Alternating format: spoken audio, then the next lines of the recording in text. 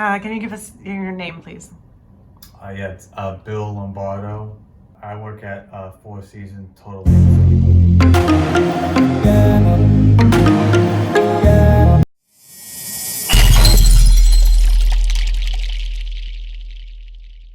Uh, I've been with Four Seasons. I started as a summer job when I was in high school, and then I wasn't working there for a while. And in this current run, I've been there for 12 years. Yeah, so on a typical day, like on a normal day, my alarm it's gonna go off at 5:30. I like to get up and have a little bit of time before I go into work, so that I'm not like waking up and immediately going into work. I get a little chance. So then I make some coffee. Let's see. Usually I'll make breakfast for myself, which is usually a frozen Jimmy Dean sausage sandwich. And then at this point it's around 6:30 a.m. And depending on traffic, it's between an 8 and a 12-minute approximate drive to get into Four Seasons.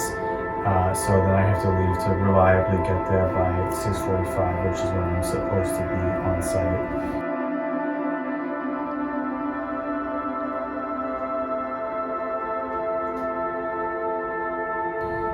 And then if it's a normal day, I'm answering phones,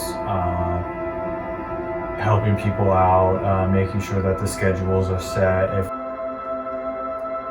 Yeah, I would say it's a pretty tight-knit community, the employees of Four Seasons. You've got me, you've got, let's see, the whole crew. You've got Jimmy Wallpaint, you've got Sandy Incandescent, you've got, who else is there?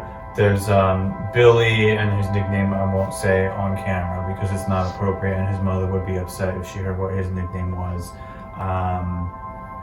It's Jimmy 69, but you could just edit that out. But I see like on your face, you kind of wanted to know what it was. And then there's Dogman Dog. He's sort of my mentor. He's kind of the elder statesman of the group. Is Dogman Dog. He kind of knows what's going on. Of course, the business is owned, of course, still by Misters Four and Seasons, but they have not been involved in day-to-day operations for some time now. So Mr. Dogman Dog is sort of he kind of commands the respect of the crew.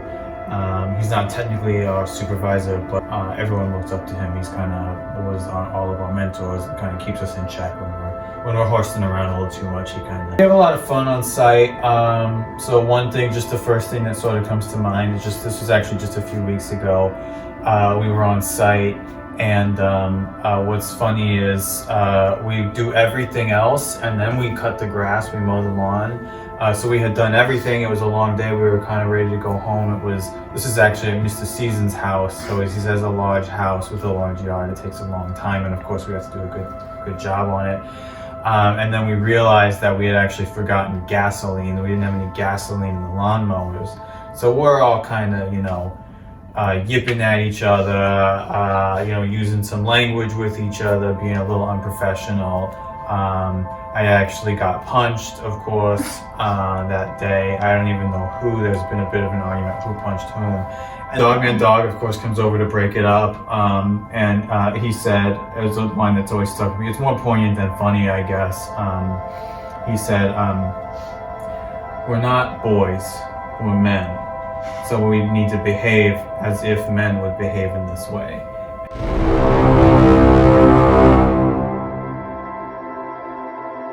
My name is Charity Rox, ROXX.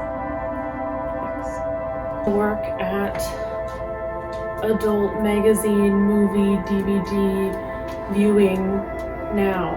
Okay, so I'm the store manager. I've been here for about 7 years, and I guess I would say I'm customer service is the best way of putting it, though. Servicing customers.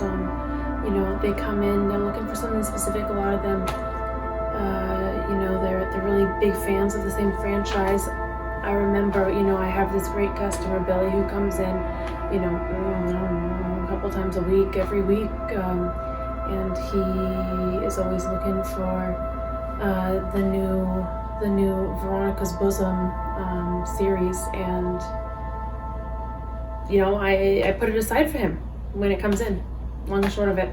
So that's the difference that I make. I give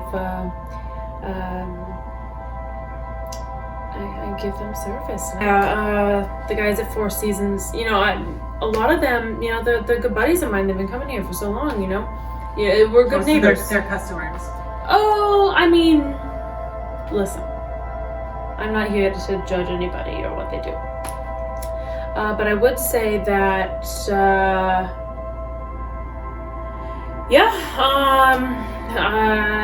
Dogman Dog, he's a real good buddy of mine. There's a guy there named Billy Lombardo, real good friend of mine. Mr. Seasons comes in once in a while, mostly to say hello, how are you, sweetheart? Make sure to bring me. He takes good care of me. Yeah, I would say he's such a good girl. I would say that the only thing that was kind of weird, we I went to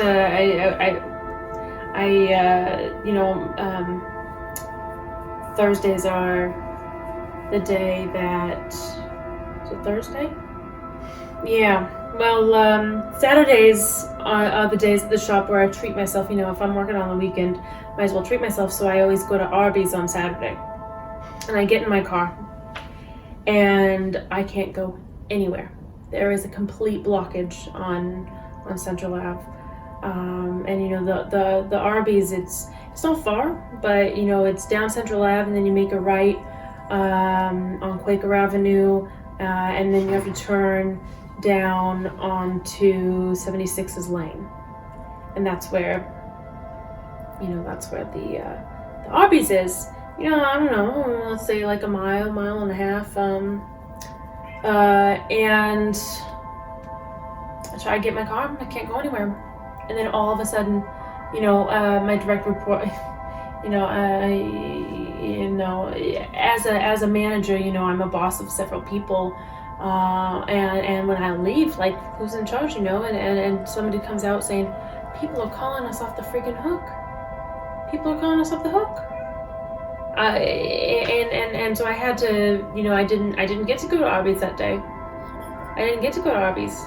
I didn't even get to go to Arby's later that night because I was so freaking busy. I was slammed. People were calling us being like, did any member of the president's team come in? Listen, ladies, I don't kiss and tell. And these people are coming, people started coming into the store. It was great for me. People coming in for photo ops, and while they're there, not everyone bought something that I am, but some people did. I think you'd be shocked and sickened at the stuff that these people took hold of. On November 7th, on that particular day, of course, I'll never forget that day. I woke up and I just remembered that I have an alarm clock radio, and it was Tonight's Gonna Be a Good Night by Black Eyed Peas was playing, and I thought, wow, maybe tonight will be a good night. And then, of course, my breakfast that morning was my regular, but I was running late, of course, because of the Black Eyed Peas. I was dancing, and so I had to try to eat the hot sandwich, and it did burn my mouth. I feel like William Blake once said, something probably about a really nice day. It was like that kind of a nice day. That's what I remember from that morning. Yeah, so I was running a little bit late, of course, that morning. So I got in about 6:47, whereas, of course, I normally try to get in at 6:45. And I get in, of course, first and check the voicemail. And I just had a voicemail from a private hidden number. And the voicemail just said, please be around to answer the phone at 7 a.m. We're going to call again.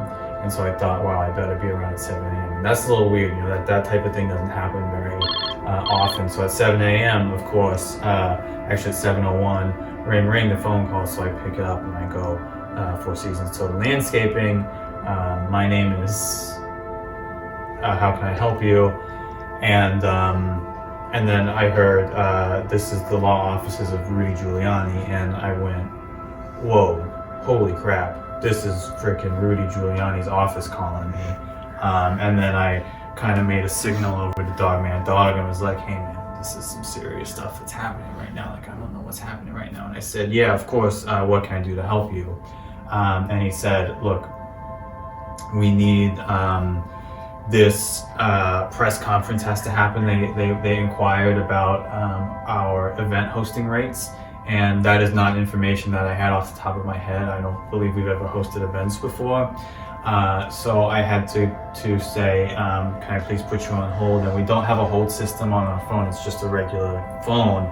So then I had to pull up like hold music on my phone and play it into the speaker, into the microphone. And I went over to Dogman Dog and I said, Dogman Dog, what do I do? Asking about the event hosting. It's Rudy frickin' Giuliani, man. What are we gonna do about this? And he said, just tell him it's $1,000. That's kind of what his answer. So you charge them $1,000 for this press conference? Well, that's what we told them initially, and that's sort of what Dogman Dog is kind of what his solution to a lot of problems is, telling them it's $1,000. And normally that's in the context of making them go away. So did they pay you $1,000? No, of course not. So then I said it's $1,000, and they said we can't do that. We only have a couple $100 left right now. And so I said, okay, well, we'll do it for a couple $100.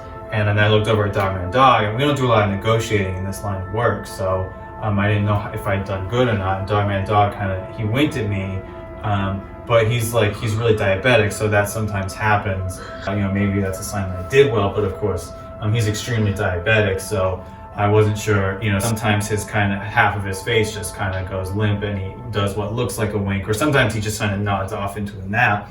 So I wasn't initially sure what happened, and then I kind of waved over to him, and then he kind of perked up, and then he did a wink. So I thought, okay, I guess I did good here.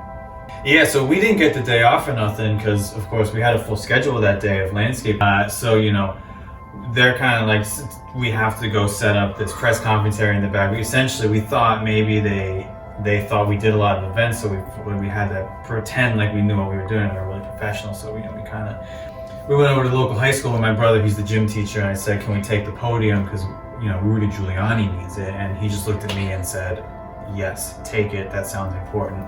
So the whole thing, the press conference was like 37 minutes and 21 seconds, give or take. And so that kind of went by in a blur. And of course, I was still answering phones, apologizing to customers, saying, no, we're going to do you long. Can we do it tomorrow? We're going to do it. We're still going to do it. We'll comp it. We'll knock off a couple of bucks. Because now I'm kind of thinking I'm this master negotiator or something. Yeah, it's funny, the mind doesn't always remember the parts that you expect it to remember, what you think is going to be very poignant, or even what you necessarily have taken the most lessons away, like obviously talking to Rudy Giuliani and getting approval from my father figure about my negotiating skills. Of course, those are very significant moments in my life, but I think just from a memory, because of the physical toll that kept with me for about 7 or 8 days afterwards, I think the most memorable part of that is probably burning my mouth on the Jimmy Dean sandwich. Yeah, oh boy, I've never deserved Arby's more in my entire life. Normally on Saturdays I treat myself. On Sunday morning, I'm off on Sundays. Don't work on Sundays, thank God. This particular Sunday in question. Is it a cat? Do you have a cat in your room next to you? Yeah, I'm sorry. No, you don't need to get her. You can just hear her and, it's fine. We'll just keep her. Sandra, shut. Sandra, I swear to God, if you ruin this for me, oh, yeah, I'll be donating you. I'm sorry. You could go on about what happened at Arby's. Sunday morning, I get up. I don't go to church this morning. No. I get up. I go to Arby's. I go through the drive-thru. It's not my regular staff member. It's not my regular regular Bobby who's normally there when I go for my Saturday lunches. But